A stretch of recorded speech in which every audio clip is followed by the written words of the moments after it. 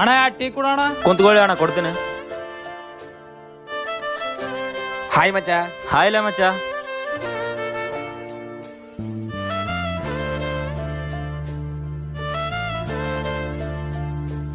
ಮಚ್ಚ ಇದು ತೊಗೊಂಡೋಗಿ ಅವ್ರಿಗೆ ಕೊಡ್ಲ. ಸರಿ ಇಲ್ಲೇ ಮಚ್ಚ. ಸರ್ ತಗೊಳ್ಳಿ. ನೀ ಏನಣ್ಣ ಇಲ್ಲಿ ಕೆಲಸ ಮಾಡ್ತಿದೀಯಾ? ನೀವು ತುಂಬಾ ದುಡ್ಡಿದಾರಲ್ಲ. ನಾನು ಇಲ್ಲಿ ಕೆಲಸ ಮಾಡ್ತಿಲ್ಲ ಸರ್, ಈ ಶಾಪ್ ನಮ್ಮ ಫ್ರೆಂಡ್ದು. ಅವಾಗ ಬಂದು ನೋಡ್ಕೊಂಡು ಹೋಗ್ತೀನಿ.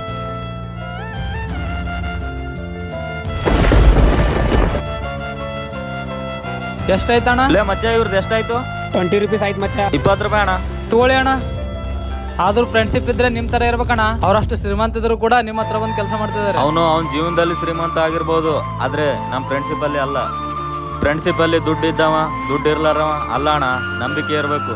ಸ್ನೇಹಿತ ಎಂದು ಒಪ್ಪಿಕೊಂಡ ಮೇಲೆ ಒಳ್ಳೆದು ಕೆಟ್ಟದು ಎಲ್ಲ ನವದೇ.